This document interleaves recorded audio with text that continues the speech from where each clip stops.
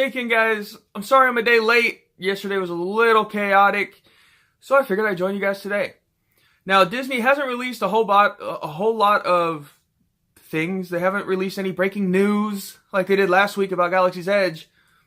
So I thought we'd talk a little bit more about Galaxy's Edge since I've kind of avoided it the last couple weeks.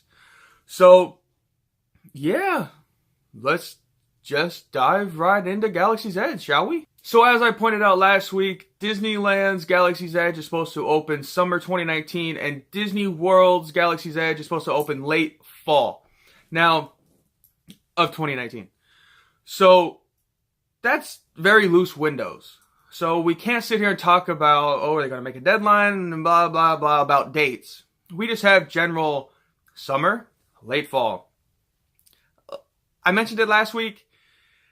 I bet you about 4 to 5 months ahead of when they're targeting their opening is when we'll actually see a date. Toy Story Land was kind of the same thing. It was always spring of 2018. Hi, Bowie. He's just dropping in. Anyways, for Toy Story, they just kind of waited. It was spring 18, and then January, February rolled in, and they announced what the actual date would be. So that was only 4 or 5 months beforehand. So I would say the same thing for Galaxy's Edge. Now, here's been my biggest thing. I can't think of another word for it. Biggest pet peeve, I guess. I mean, it's not really a pet peeve. Just something I've been thinking about since they announced and the construction started for Galaxy's Edge. Is how are they going to do this? How is Disney and Disney World going to go about Galaxy's Edge, Star Wars Land? Are they just going to open it up? So let's say the opening date, which is what I believe and where I would put all my money, on January 17th of next year. Now, we all know this is Disneyland's birthday, but how are they going to handle this? Are they just going to open up the park and say, go at it? No, that's not going to happen. Are they going to do like they did for Mission Breakout? And do like a special event? Possibly. Could they do an AP special event where they open it up a certain amount of days and only AP holders can go? Could be. And I've also heard some that say, they're going to have a back entrance. So if you want to do Star Wars Land, you only get to do Star Wars Land. You pay same admission, same everything, but you go through a separate entrance directly to Star Wars Land. No, I don't think that'll happen either. So you look at what we've got as our plausible explanations as to what they're going to do.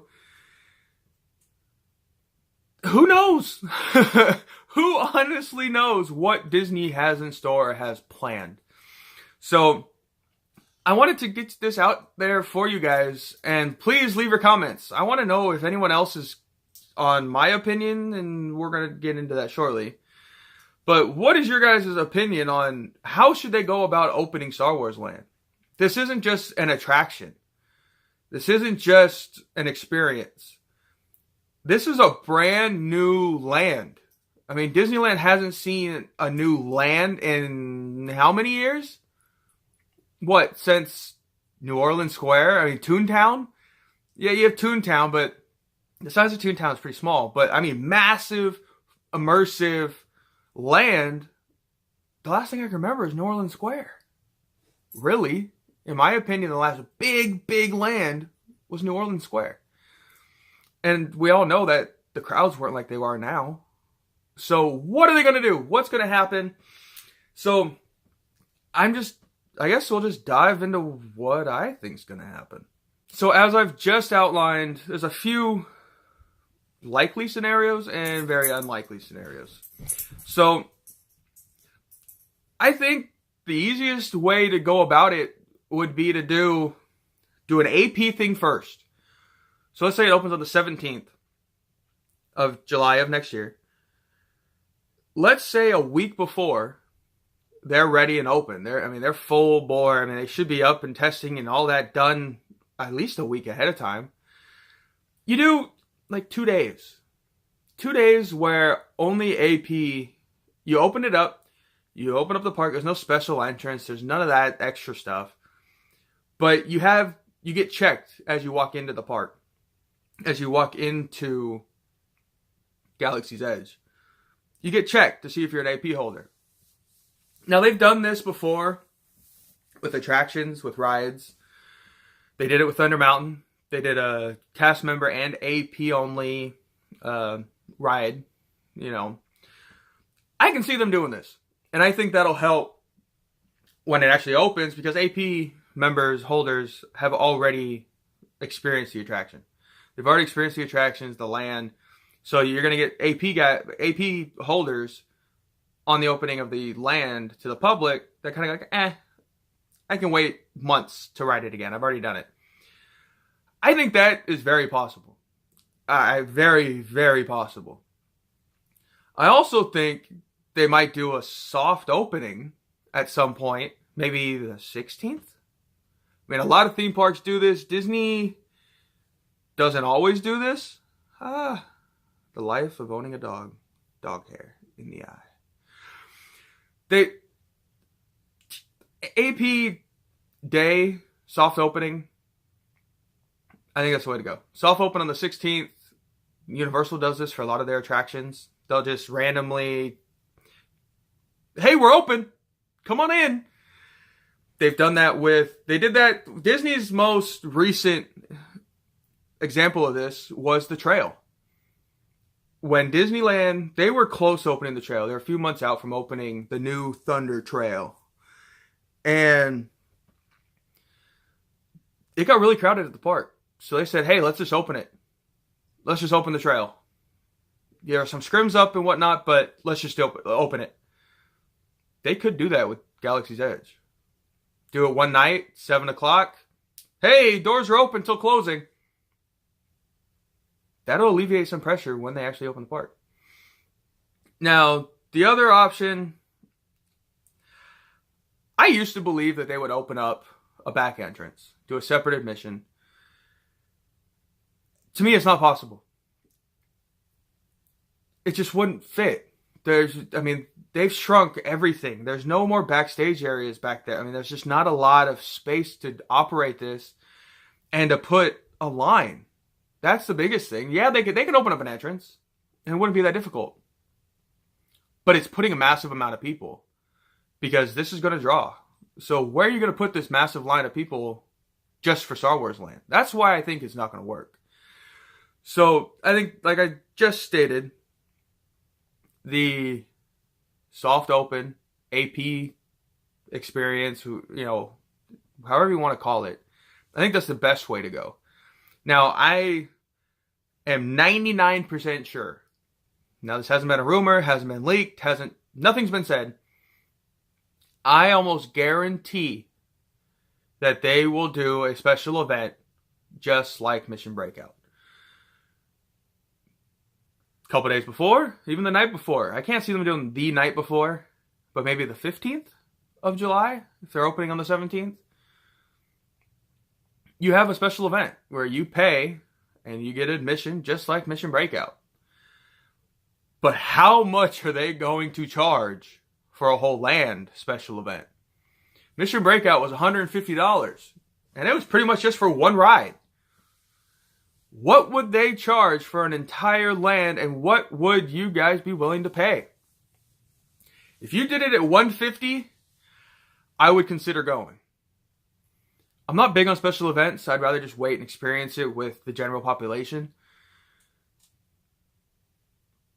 $150 for a whole land, if you did from 7 to midnight, that's not ridiculous. The worst part would be if they tried to sell that you had to buy a normal day ticket. Because now you're looking at nearly $250 for one person to experience this park. Now, this is when you can kind of do a back entrance. Is when if you're doing these special events. Or you do it through the back corridors that are all over Disneyland. So, I think the most likely scenario is that we get an AP/cast holder day or 2 days just to experience it all. Plus, I'm almost certain they will have a special event for just Galaxy's Edge. So what are your guys' opinions, comments? Do you guys agree with me? Do you agree that the best way to lessen the crowd on opening day of Galaxy's Edge, you do an AP day, a cast member day, you do a special event? That way you're looking at a few thousand people that aren't going to show up on the day the land opens. So that's about it, guys. I just wanted to kind of, how are we going to handle this? Truly, how is Disney going to handle this? It's going to be pandemonium. I mean, it's going to be insane. I was constantly saying, I'm going to go on opening day and not go to Star Wars Land. Because to me, the whole park's going to be empty. Everybody's going to want Star Wars Land. They're going to have to put caps and limit the amount of people going into the land. So they got to come up with something to take away chunks and chunks and chunks and chunks of people. And I think my options are the most valid. I think those are the only ways that Disney can help alleviate some of that pressure. So, guys, leave your comments, opinions. What do you guys think about Star Wars Land? Are you guys going to go on the first day? Are you guys going to go if they have an AP day? Would you pay $150, $200, $250, $500? David from Fresh Bake say he would almost pay $500 to go to a special event just for Star Wars Land. So, what's your guys' limit? What's the farthest you guys will push your bank accounts to go and experience this attraction? So anyways, guys, that's about it. I have one little thing I want to share with you guys. It's not thing really, I mean, it's Disney related, but not Disneyland World. I got a tattoo. I'm not going to beat around the bush. I finally got my first Disney tattoo. And screw talking about it. I'm just going to show you. So yes, I got a stitch. And this is so me. I've been waiting to get this tattoo. Ashley's has a little Mickey Mouse on her ankle. She's been bugging me to get a Disney tattoo. I already have two tattoos. So it was about time I got this one.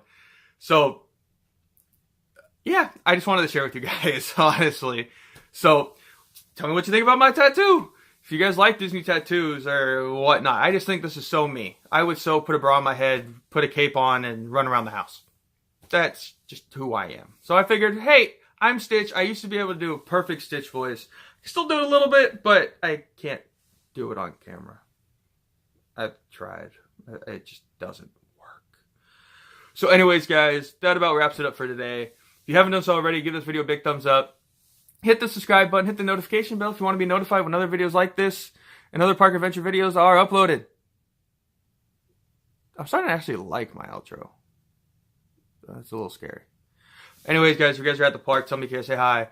And we're down into double digits for our Florida trip. It's almost time to make our fast passes. Then we're rolling. We literally, guys, can't stop talking about going to Florida. So, anyways, guys, again, if you're at the park, tell me if you guys say hi. Enjoy what's left of the weekend. Enjoy the sunshine. Enjoy Pixar Fest. Enjoy the countdown for Galaxy's Edge. We're almost within a year, guys.